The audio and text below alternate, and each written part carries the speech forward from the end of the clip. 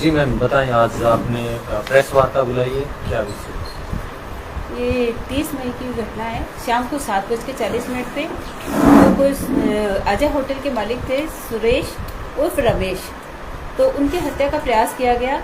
एक बाइक आई, बाइक के ऊपर 2 जने सवार थे, जिसमें से एक व्यक्ति ने हेलमेट पहन रखा था और 7:40 पे आके उन्होंने ताबड़तोड़ फायर करना शुरू कर दिया और उसके नजदीक जाके उसने बचने का प्रयास किया तो पास में आके उसे गोली मार दी गई।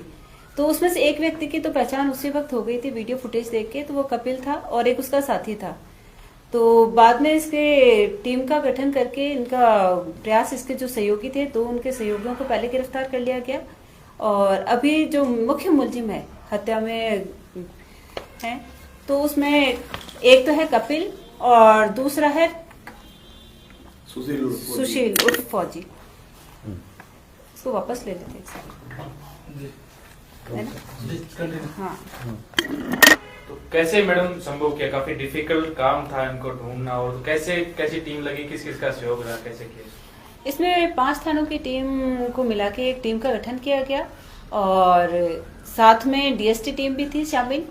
तो उन्होंने मिलके जो भी इनपुट मिले उनके आधार पे इन्होंने कि हमें ये सूचना मिली कि एक स्कॉर्पियो गाड़ी है हरियाणा नंबर की और एक आल्टोस गाड़ी है, तो वो दोनों गाड़ियां कि यहाँ पे ये नेपाल में भागने की फिराक में हैं, तो उनकी सूचना के आधार पे उन दोनों को डिटेन कर लिया गया।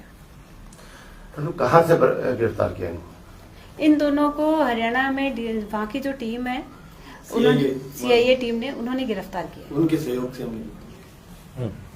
मैम, हरियाणा में ये पहुंचे कितने, कब से, ये किस रूट से गए थे, इसकी कोई इन्फॉर्मेशन मैम सारी? ये यहाँ पे हत्या करने के बाद में जोगीवाला होते हुए ये हरियाणा गए।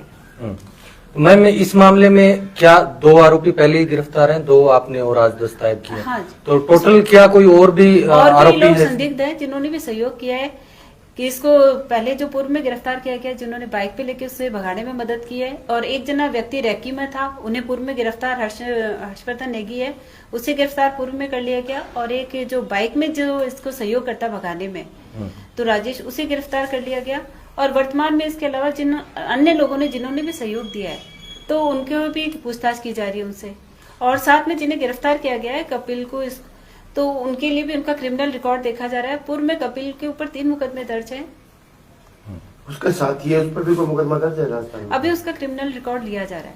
मैम, जो ये अपराधी अभी तक गिरफ्तार हुए हैं, इनका किसी गैंग से भी संबंध है हरियाणा में या कहीं बाहर? नहीं, ये अनुसंधान का विषय भी है। मैम, इनसे कोई हथियार वगैरह भी बरामद हुए इस पूरे प्रकरण के संबंध में? हाँ, अभी अनुसंधान चल रहा है। इनको किसने हथियार प्रोवाइड कराए हैं वो भी आगे अनुसंधान में आएगा। किस किस की मैडम विशेष भूमिका है इसके लिए? क्योंकि काफी मैं करता हूँ मुश्किल काम है, तो भादरा थाने से या किसकी मतलब स्पेशल इसमें भूमिका है? इसमें स्पेशल यहाँ के जो डीएसटी टीम है, प्लस यहाँ थाने का कुछ कांस्टेबल है और कांस्टेबल रण सिंह, 2 हैं। उनका मुख्य सूचना साक्षी। मैडम, पिछले 3 दिन से लगातार भादरा पुलिस अपनी जांच की कोशिश की जा रही थी, लेकिन भादरा पुलिस ने भोग सिंह सान के नेतृत्व में, सीओ साहब के नेतृत्व के अंदर एक बड़ा, कह सकते, जाबाज भरा काम किया। हांसी पहुंचते पहुंचते शायद जो सूचना हमारे पास है, एक टकराव की स्थिति भी हो गई थी। ऐसे में पुलिस का जो एक मनोबल है मैडम, वो किस प्रकार बढ़ता है, क्या मतलब इसमें विशेष वो रहता है मैडम? जब अपराधी पकड़ में आ जाता है तो नेचुरली पुलिस का बिल्कुल मनोबल बढ़ता है और उसकी वाहवाही भी होती है, उसे अवार्ड भी मिलता है, तो इसमें बिल्कुल सभी लोगों को रिवॉर्ड दिया जाएगा। मैम, इन 4 के अलावा कुछ और लोग भी इसमें संदिग्ध बताए जा रहे हैं जिनको कोई राउंड अप वगैरह की प्रक्रिया हुई है? पूछताछ की जा रही है। अभी ये तो पूछताछ, अभी अनुसंधान का विषय, अनुसंधान चल रहा है। जो 3 दिन पहले जो 2 आरोपी गिरफ्तार किए गए थे, उनसे पूछताछ के दौरान कुछ ऐसा पता चला मैडम, क्योंकि बाहर की चर्चा है कि 1 महीने पहले से रेकी चल रही है, या पुलिस ने भी कोई सूचना सुरेश जी को दी हो, शायद ऐसा कुछ चल रहा है कि पहले सूचना दे दी गई थी, ऐसा कुछ था मैडम?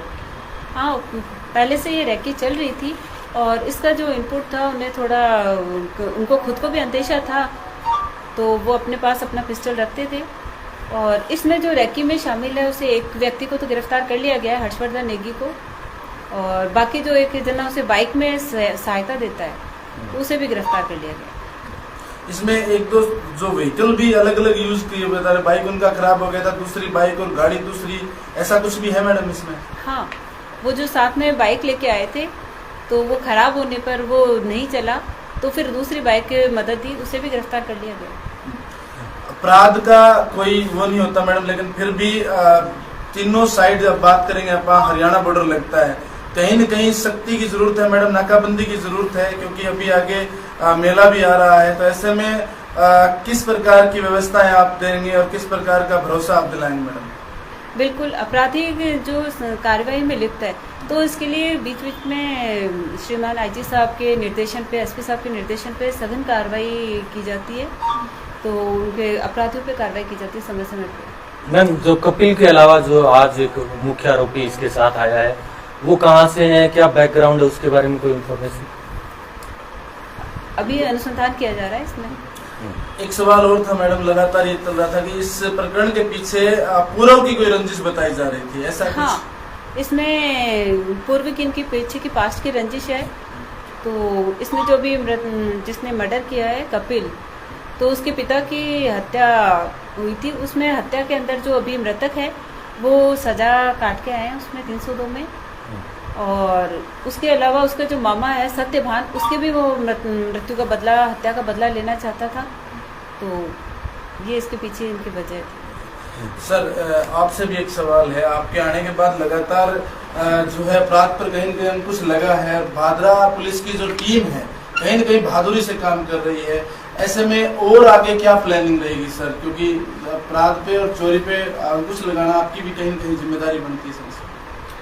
देखिए, मैंने पिछले दशहरा के पहले दिन यहाँ ज्वाइन किया था और दशहरा को आह्वान किया था जनता के सामने कि भैया तो अपराधी यहाँ से भाग जाएं या अपना रास्ता बदल दें। मैं अपराध के प्रति 0% टॉलरेंस रखूँगा।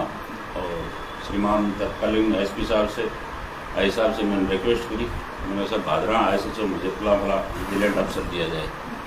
तो जब से भूप सिंह जी आए हैं मेरे वहाँ तक परिवार भी शून्य के बराबर पहुँचते हैं।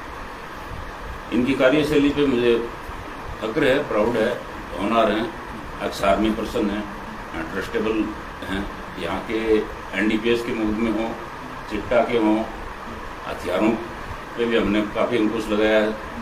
प्लस जो बॉर्डर एरिया की बात जहाँ तक आ रही है उधर से अब जो है इन पिछले 7-8 साल में कोई मेजर डील नहीं गई है। कोई इक्का दुक्का वेपन अपने सोर्स से कोई लेके आ जाता है, हमें इतला मिलते ही पिछले दिनों भी हमने पकड़े हैं, NDPS की शराब की गाड़ियाँ पकड़ी हैं।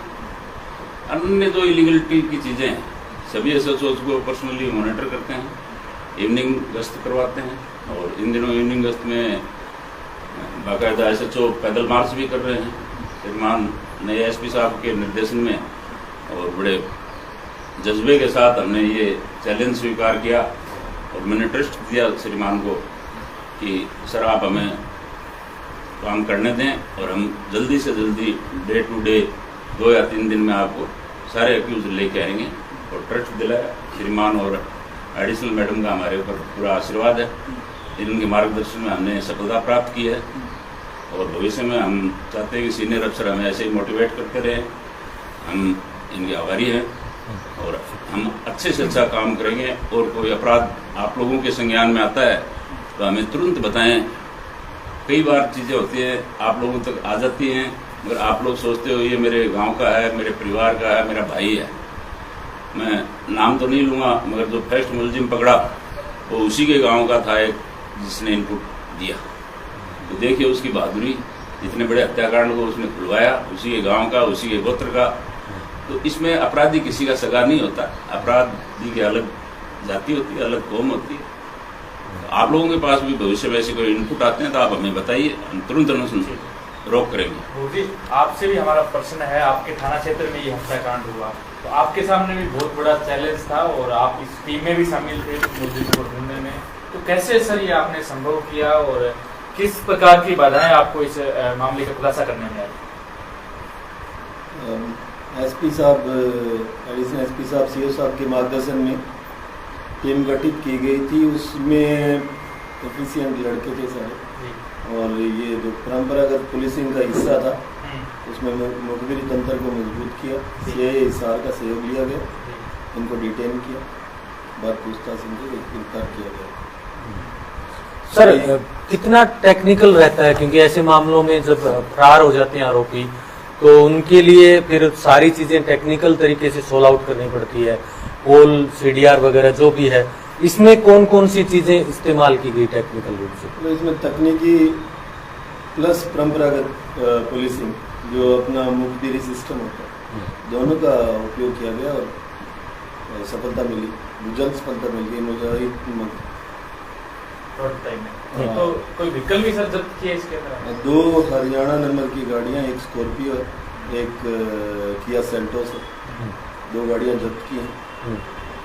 आगे 2 मोटरसाइकिल, लोगोंपुर में 2 मोटरसाइकिल जब्त दोनों की शूटर आए थे और फिर जिस मोटरसाइकिल से भगे थे वो दोनों बाइक भी जब्त की। बाकी हथियार किसने सप्लाई किए और वो भी उनके बारे में अनुसंधान किया जाना है। इसमें कार्रवाई जारी है सर, आगे भी जांच जारी है। बिल्कुल मैम एक सवाल और कि जो हरियाणा से जो आपकी सीआईए टीम ने वहां पर मदद की, वहां पर क्या इनकी पहले कोई गिरफ्तारी हुई या डायरेक्ट इसी मामले को लेकर उन्होंने गिरफ्तार किया? नहीं, गिरफ्तारी नहीं हुई है, उन्हें बस सहयोग किया है। उनका हमें जब इनपुट मिला तो हमारे सीनियर ऑफिसर्स को, एसपी साहब को, एडिशनल एसपी साहब को निवेदन किया, उनका सहयोग हमें भरपूर सहयोग मिला, हमें इसी वजह से आशातीत सफलता मिली। क्या मैसेज क्या कहेंगे मैम? सब लोग आपको सुन पा रहे हैं, इतना मतलब 3-4 दिनों के अंदर खुलासा किया गया इतनी मुश्किल केस का, तो क्या कहना चाहेंगे सभी लोग? इसमें हम यही कहना चाहेंगे कि आमजन के अंदर विश्वास पैदा करने के लिए ये अपराधियों को जो अभी गिरफ्तारी की गई है, तो इससे सभी लोग बेखौफ रहें, जनता। तो अपराधी का कहीं कोई धर्म नहीं है, कोई जाति नहीं है, जो जहाँ भी छुपा होगा उसे ढूंढ के पकड़ लिया जाएगा। मैम एक सवाल और, गोगामेडी में भी पुलिस पर जो हुआ जो भी मामला गोगामेडी प्रकरण, हालांकि आप सभी लोग इस पूरे मामले में बिजी हो गए, उस मामले में क्या कहाँ तक पुलिस पहुंची और उसमें कब तक कार्रवाई और संभावना है? गोगामेडी में जो फायर की सूचना मिली थी, उस फायर की सूचना का अभी तक कोई ऐसा इनपुट मिला नहीं है कि कोई वहाँ पे कोई गाड़ी आई थी, फायर हुआ था। तो अभी तक तो अनुसंधान का विषय है, उस पर प्रकरण पे एफआईआर दर्ज कर ली गई है और साथ में अन्य जो भी वहाँ के आस पड़ोस के लोग हैं, वहाँ जो भी रास्ते हैं, तो लोगों से भी पूछताछ की जा रही है कि अगर किसी ने इस तरह से कोई गाड़ी देखी है, तो आल्टो गाड़ी, अगर वाइट कलर की आल्टो गाड़ी निकली है या किसी ने फायर होते हुए देखा है तो वो हमें बताए। तो बाकी अभी तक जैसे इसमें सीसीटीवी फुटेज में ऐसा कुछ नहीं आया और एफएसएल टीम को भी बुला लिया गया था, तो एफएसएल टीम ने भी ऐसा कुछ अभी जाहिर नहीं किया। Thank you.